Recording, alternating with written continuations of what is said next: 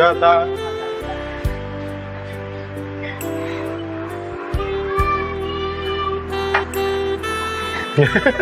Hei Mas Ardan, gimana?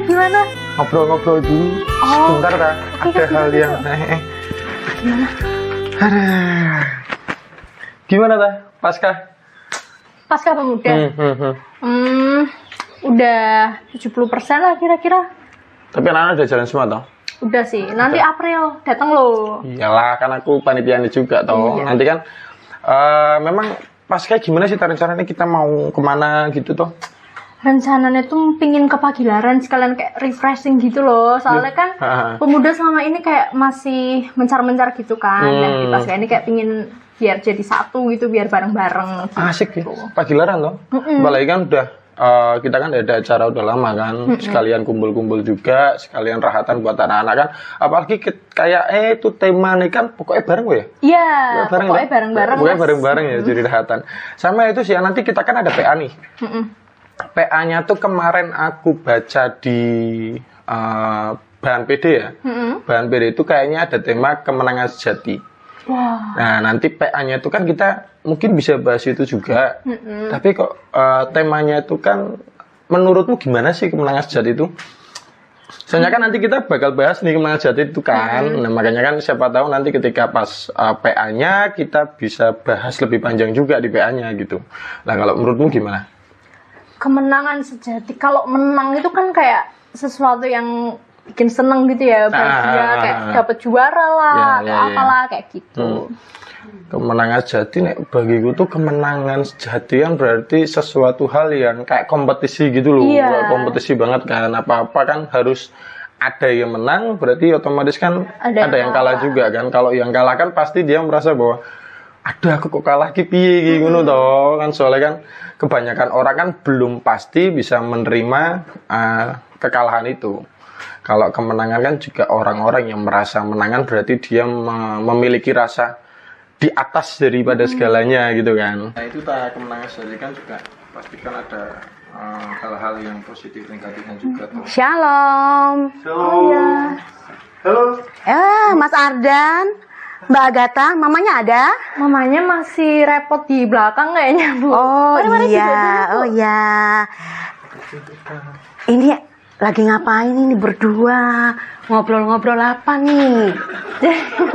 Jadi gini Bu, kan kita tuh masih ngobrolin kalau nggak salah tuh di PD ya, di PD Paskah itu ada topik tentang kemenangan sejati gitu. Nah kita masih ngobrol-ngobrolin itu nih Bu. Kalau menurut Bu Christine nih, kemenangan sejati itu kayak apa sih Bu maksudnya tuh? Oh, kemenangan sejati. Kita dengarkan dulu yuk lagunya.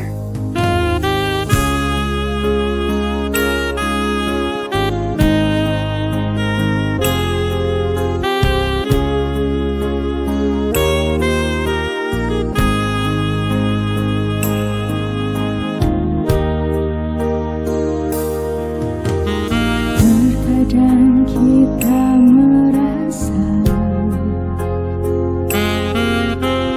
tak ada jalan terbuka.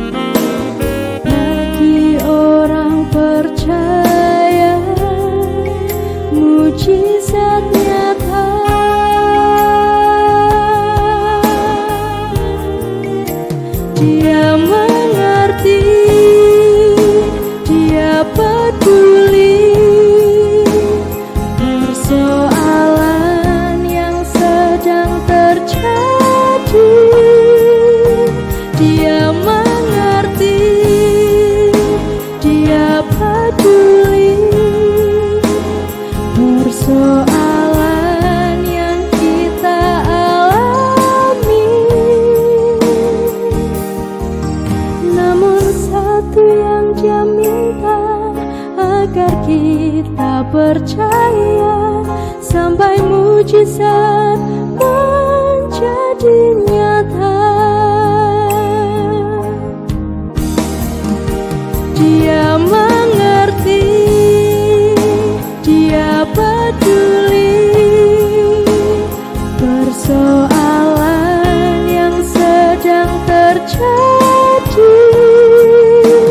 Dia mengerti, dia peduli persoalan yang kita alami. Namun satu yang dia minta, agar kita percaya sampai mujizat menjadi nyata. Namun satu yang dia minta, agar kita percaya sampai mujizat menjadi nyata.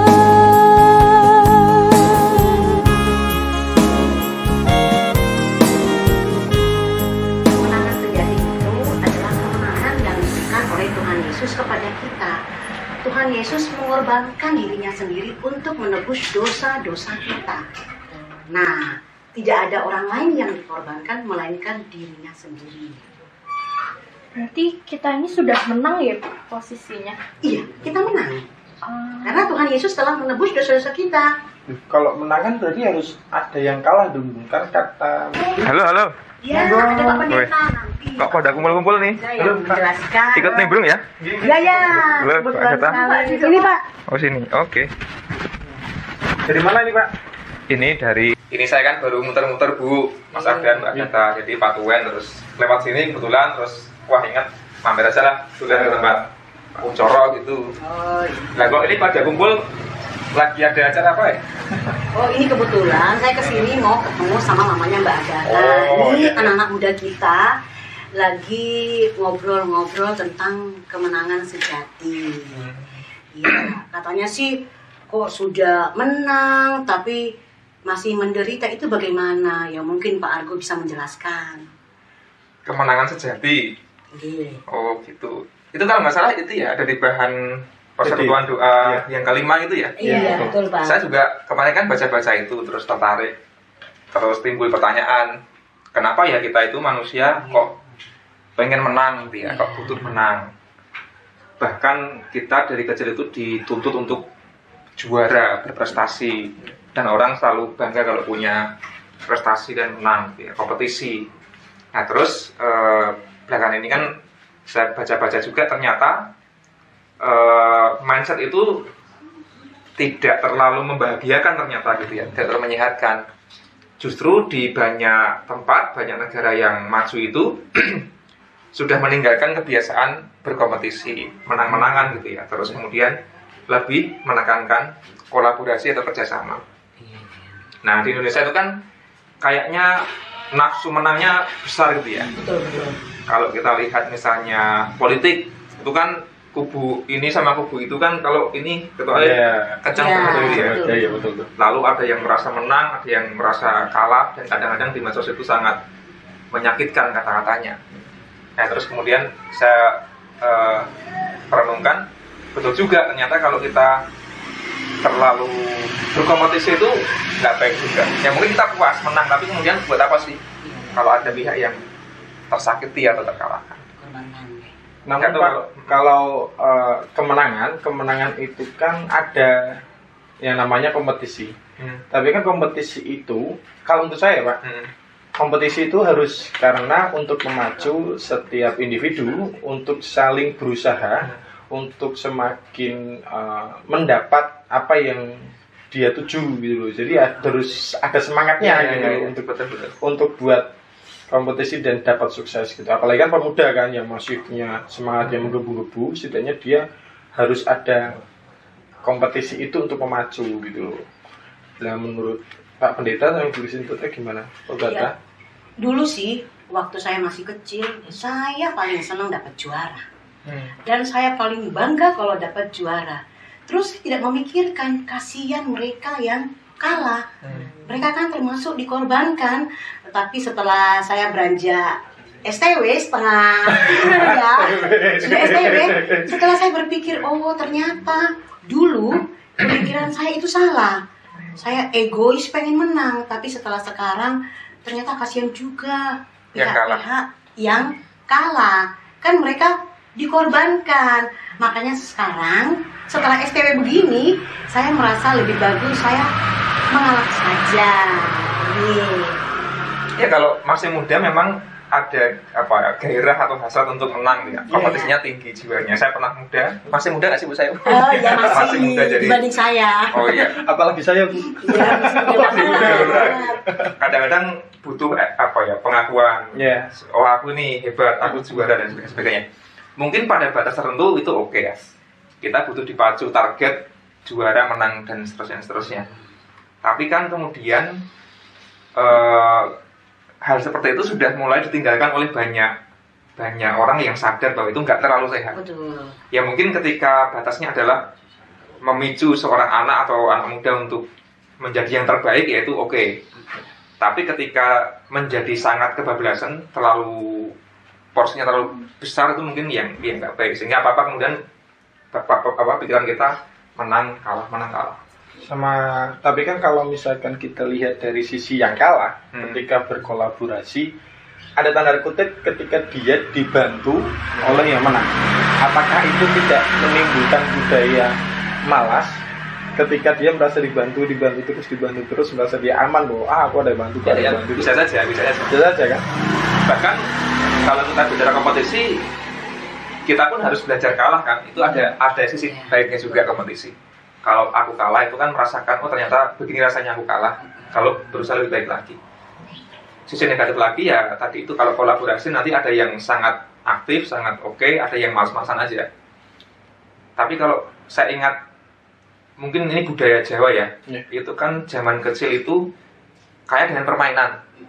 Itu kan juga kompetisi, tapi kan itu menyenangkan, bukan lalu dalam rangka mengalahkan, merendahkan yang lain.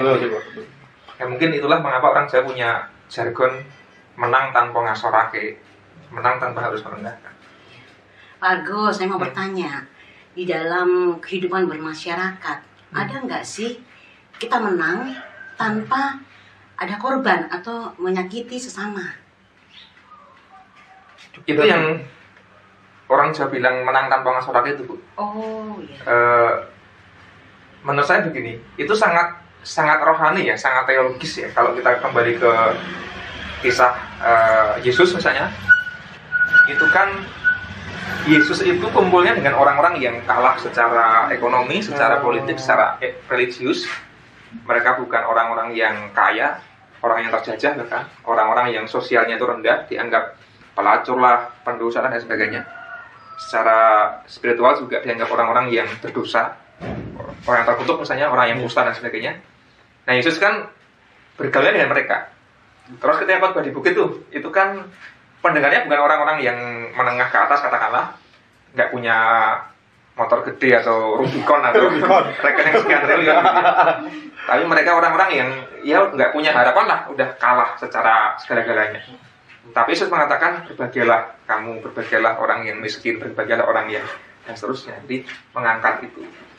Nah mungkin itu adalah contoh bagaimana ketika dunia sudah dikuasai terlalu besar dengan budaya menang kalah, itu terlalu kasihan yang kalah, maka perlu diangkat. Nah Yesus menyeimbangkan tuh bandulnya supaya nggak terlalu ekstrim, maksudnya gitu. Nah orang Jawa punya jargon itu, menangnya itu tidak harus dengan cara merendahkan orang yang dikalahkan itu. Yesus nggak harus pernah dan menghabisi orang-orang Romawi misalnya gitu, atau pemuka agama. Sesekali berdebat oleh, tapi nggak harus merendahkan mereka.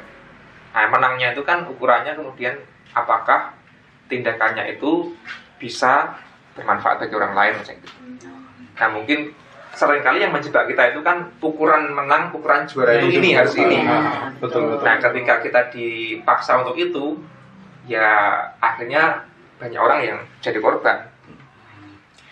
Satu lagi Pak Argo, tadi Mas Ardan sama Mbak Agatha ini menanyakan, kita katanya sudah menang, tapi kok kita masih hidup susah, itu gimana? Kemenangannya di mana? Apalagi kan pemuda kan kalau misalkan sudah merasa kemenangan sejati, wah aku sudah menang, tapi kok galau terus gitu. Masih galau, berarti ya, belum masih sejati. galau. Sejati berarti kan, Pak.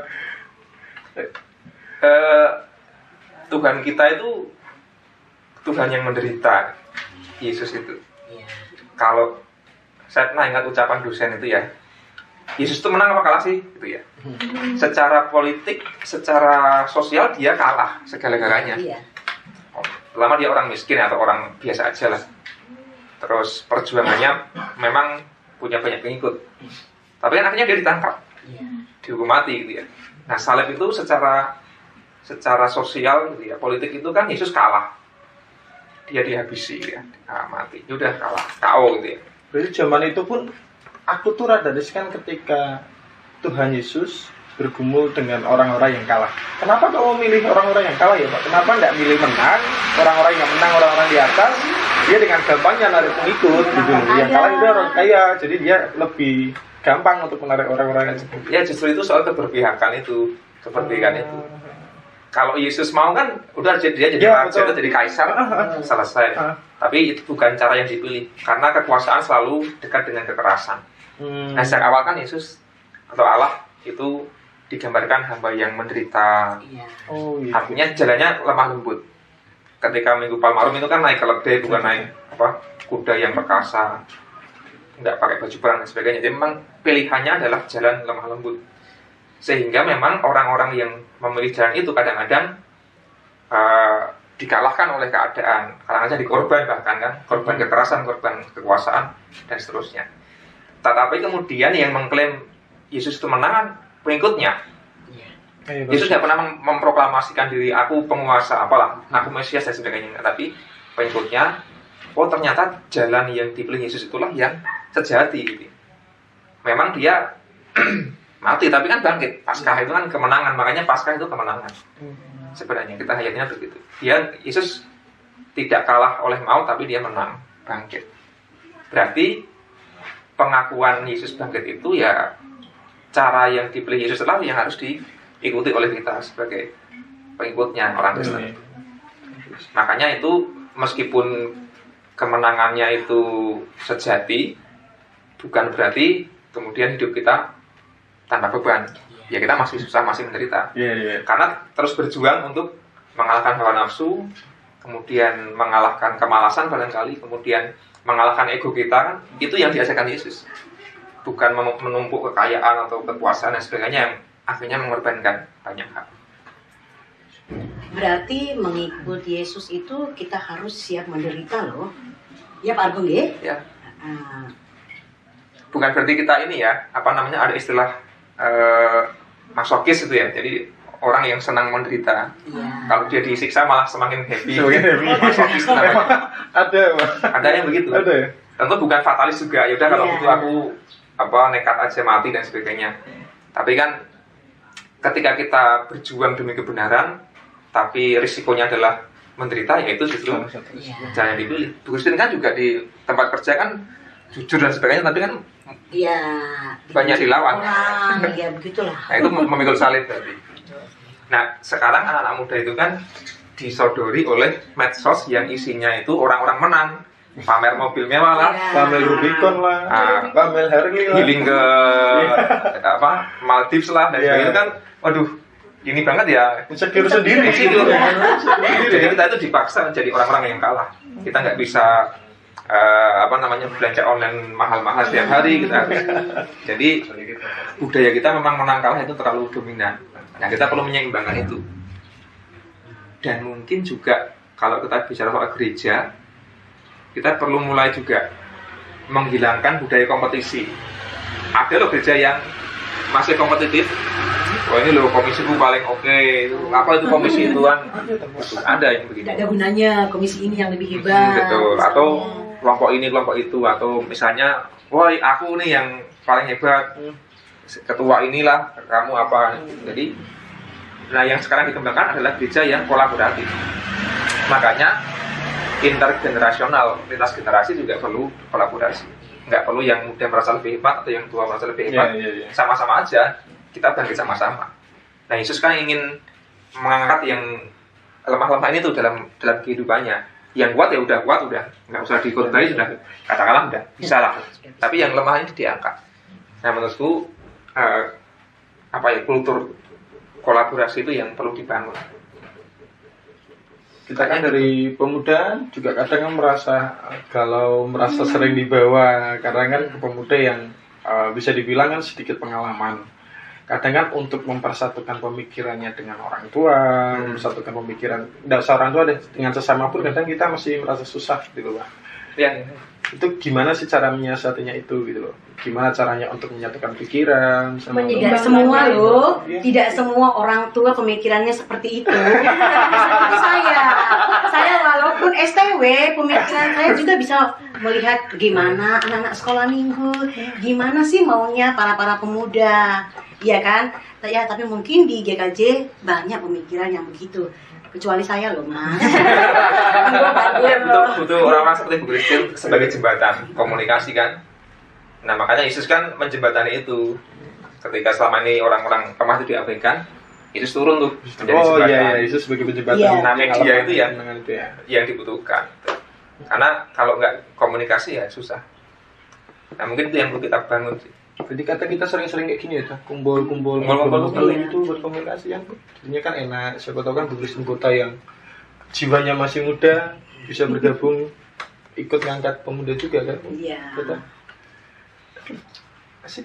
Nih, apalagi nih, mumpung Pak Pendeta ada, daripada kalian berdua galau-galau terus, mumpung ada Pak Pendeta yang bisa menghapus kegalauan Mbak Agatha dan Mas Adan. Lah, saya juga galau, Bu. Lalu orang Pak Pendeta galau, terus yang itu siapa? Ya, sesama rekan pendeta. Oh, yang menghibur itu awam namanya. Ya kan? GKJ itu menganut sistem setiap warga gereja itu adalah penggembala bagi diri sendiri dan sesamanya. Jadi ya kalau saya galau, pendeta galau, ya sama jenengan ini saya digembalakan, dihibur lah. Gitu. Karena kita ini sama-sama imamat orang kaya, jadi janjinya setara aja. Makanya tadi itu kalau terlalu berjarak malah nggak sehat. Nah, kolaborasi lebih menyehatkan sih. Saya pikir itu, kalau Indonesia mau maju juga butuh kolaborasi. Ketika terlalu banyak kubu-kubunya, entah agama, entah politik, entah apa, itu kita nggak maju-maju lah. Iya. Kita bisa belajar dari banyak negara yang mereka kompak gitu. Jadi jangan mau dipecah belah. Gini Pak, mau tanya, kalau misalnya kita ada di posisi misal menang nih, kan dia maksudnya gimana, bisa ngerasa kayak dia bisa ngerangkul orang-orang yang di bawah gitu, maksudnya jangan sedih lah dan lain-lain. Tapi kalau misalnya kita sebagai posisi yang di bawah, yang kayak tadi Pak Argo bilang kan sekarang media sosial gitu-gitu kan berkompetisi, dan kita kan anak-anak muda ataupun bahkan orang tua pun kan kadang suka ngerasa insecure, suka ngerasa nggak pede dan lain sebagainya. Nah, pas kita ada di posisi bawah itu, gimana kita buat menyeimbangkan itu tadi? Kalau misalnya kita di posisi atas kan, lah itu tadi mungkin bisa kayak ngerangkul dan lain sebagainya. Kalau di posisi bawah itu apa sih yang harusnya dipikirkan? Apakah kayak aku nggak perlu sedih karena kan Tuhan Yesus juga udah nebus dosa aku dan lain sebagainya? Apakah kayak gitu atau gimana? Ya, ada secara rohani mungkin bisa begitu ya. Meskipun itu ada bahayanya juga. Kadang-kadang wah, aku menderita, aku miskin, atau gini, nggak apalah, yang penting Tuhan Yesus sudah menebus dosaku. Itu bisa membuat kita jadi fatalistik, kemudian nggak berjuang lebih baik. Nah itu oke, tapi ada bahaya tadi itu yang harus disadari. Yang kedua ya, mungkin kita perlu kritis pada media sosial, pada wacana apa atau percakapan apa yang sedang berkembang, pada standar apa yang ditetapkan. Kita perlu kritis, nggak harus ikut, maksudnya gitu. Kebahagiaan, kemenangan bukan ditentukan oleh aku punya ini, punya itu, followersku sekian, bla bla bla. Itu kan standar yang kemudian ditetapkan dan membuat banyak anak muda stres, depresi bahkan ketika insecure mengejar likes, mengejar share, mengejar komen dan sebagainya. Nah itu yang standar yang harus dikritisi. Kita menetapkan standar yang sendiri aja, bahwa kebahagiaanku nggak ditentukan oleh selera orang, tapi kita menemukan sendiri. Ya apalah kan, bersyukur gitu ya. Iya betul. Kalau menurut saya sih, ya Tuhan Yesus kan ada di mana-mana. Kita masih punya Tuhan Yesus. Kenapa kita harus terlalu berlarut dalam kegalauan atau keterpurukan kita? Ya, kita harus bangkit. Ya, sebagai anak muda ya harus bangkit lah. Ya kan, kita percaya kalau Tuhan Yesus pasti akan menolong kita. Gitu Mbak Agatha. Ada lagi nggak Mas Ardan? Kayaknya udah ya. Ini saya datang nggak ada kopi apa teh apa gitu. Ngelai, Pak. Yo. Udah mau berjalan lanjut nanti aja ya. Oh, Karena iya, Pak. kayaknya ngopi-ngopi enak ini Mbak Zeta. Yuk. Ada kopi nggak? Ada sih. Kenapa ada dari tadi? Coba Tata. Kasih kan Bentar ngobrol. Iya. Kopi dulu ya. Iya, monggo. Nah, gini dong. Jadi ngobrolnya lebih enak. Dari pagi deh ya Mbak Agatha. Ini kemenangan yang sejati ini kopi. Mantap. Ini ngomong-ngomong sudah siang. Saya udah janjian sama Awang mau makan bareng. Jadi kayaknya pamit dulu ya. Iya, Pak. Terima kasih obrolannya. Terima kasih. Kapan-kapan obrolan lagi. Iya, nanti kita ngobrol-ngobrol lagi, Pak. Thank you, Pak. Ini saya sekalian sama Iya. ya saling sama Pak Ardo dulu. Monggo. Ya, terus saya langsung ketemu namanya Mbak Agatha. Saya masuk ya. Dia mengerti, dia peduli Pasca persoalan yang sedang terjadi. Dia mengerti, dia peduli persoalan yang kita alami. Namun satu yang dia minta, agar kita percaya sampai mujizat menjadi nyata. Dia mengerti, dia peduli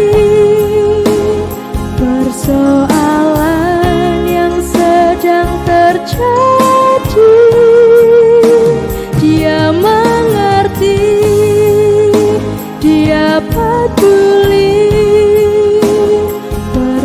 persoalan yang kita alami. Namun satu yang dia minta, agar kita percaya sampai mujizat menjadi nyata. Namun satu yang dia minta, agar kita percaya sampai mujizat